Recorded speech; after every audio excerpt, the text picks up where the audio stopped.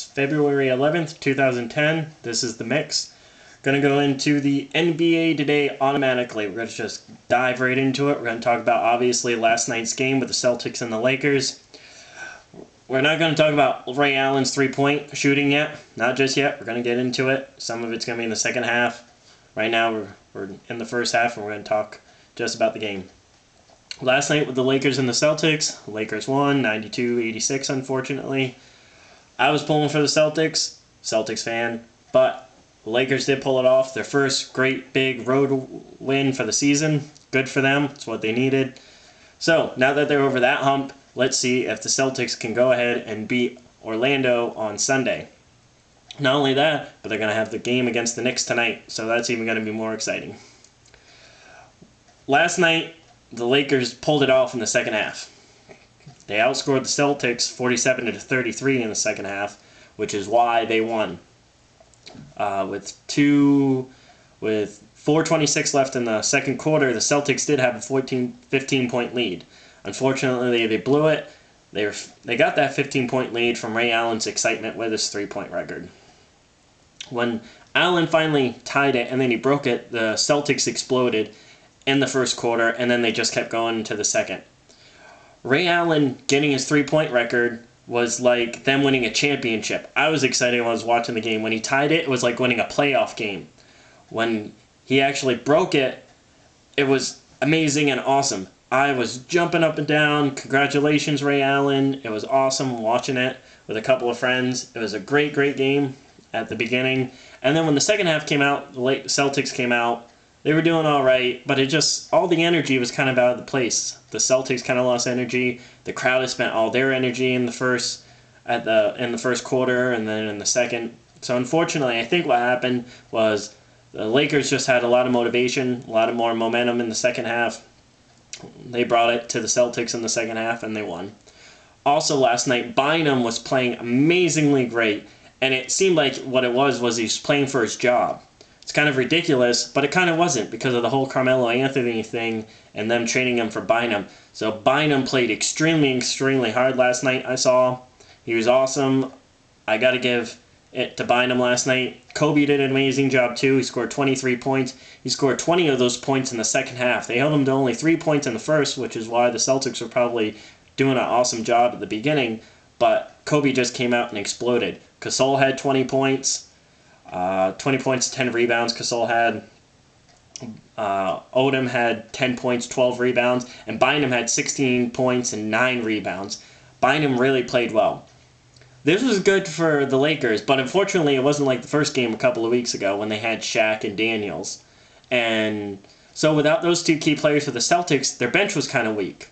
Not only that, but they had Nate Robinson. He had a bruised knee last night. He went out kind of early. And Paul Pierce, I think, was still recovering from the flu. I don't think he was 100%. He was having a hard time making those turns to shoot the jump shot he usually does. So, unfortunately, I know the Lakers won. I'm not trying to make excuses, but it wasn't like the last game. And it's not going to be like the next few games when the Celtics and the Lakers play. I think they got one more game, actually, this season. But not only that, but if they meet in the finals, it's going to be completely different. Shaq should be all better. Nate Robinson should be back. Paul Pierce hopefully doesn't have the flu then. And then, I don't know about Daniels. It's very, very doubtful he's going to come back. But then Jermaine O'Neal. So you added two big, great guys in there. Jermaine O'Neal, Shaquille O'Neal. If they come back with Garnett, with Perkins, the Celtics and the Lakers in the finals, completely different seven-game series. The good thing is the Lakers are going to keep Bynum. Good for them. More than likely, they're going to keep Bynum. It's not definite yet. But if they do, they're going to need him for the size if the Celtics and the Lakers face each other in the finals. But that wasn't the only amazing game last night. Last night, also after that game with the Mavericks and the Nuggets, way more amazing than even I thought. The Nuggets beat the Mavericks 121-120. Follows buzzer beater at the end. I didn't think that was going to happen. The Nuggets, they were down by 12 points with like 3 minutes left to go. And then they outscored the Mavs 11-1 with 2 minutes and 50 seconds left to go in the fourth quarter. That is amazing. I haven't seen a team do that for years at least. I don't think I have. I haven't seen it one game personally. Nowinski missed one of his free throws out of the two with 19.6 seconds left in the game. That's unfortunate for him because if he had made that free throw, They would have 121. The Nuggets would have only had 121. We would have went into overtime, and the game could have been completely different. But regardless, that's the way that game went. It was a great game. Afalo deserves a good pat on the back. But Carmelo Anthony deserves a pat on the back as well. 42 points in one game. Carmelo was outstanding. The Knicks should have grabbed him a while ago. I don't know why the Knicks haven't. They could use him tonight against the Lakers, but that's probably not going to happen. So with Carmelo Anthony's trade, obviously I don't think the Lakers are going to get him. They're going to keep buying him. It's great. It's good for the short term because they're going to need buying him if they meet the Celtics in the finals. And then if they also get Carmelo Anthony, it would be great. But the Lakers would use Carmelo more in the long term when Kobe starts going downhill and the team starts needing new players. But for now, it's great. The Lakers could use him next year with their size, and we'll see how it goes. But the Knicks, they need to do everything they can to grab Carmelo now. It might not help them get to the championship this year. They are one game above 500, the Knicks are. They're going to make the postseason probably, but they're barely going to probably not get past the first round. The Knicks, though, need to do everything. Give them a couple first-round buys. Give them 2-3 players. Who cares? Give them Wilson Chandler. Whatever they want. You can grab more guys next year. You're obviously probably not going to make it to the NBA Finals this year and win. So just give up the guys you need to. Grab Carmelo Anthony. He's definitely worth it.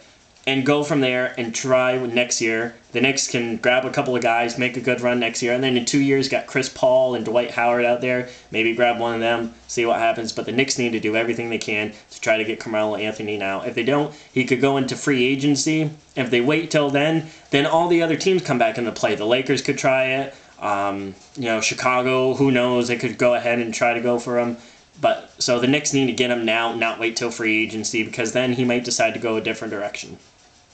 The NBA wasn't the only good basketball last night, though. The NCAA threw a good game with UConn, number 9, and St. John's. St. John's upsetted them 89-72. Major upset. I thought UConn was going to beat it. They're a great team this year, but unfortunately they did not. St. John's, good for you. You played good ball. Seems like St. John's controlled the tempo and the pace of the entire game. So, St. John's, congratulations again.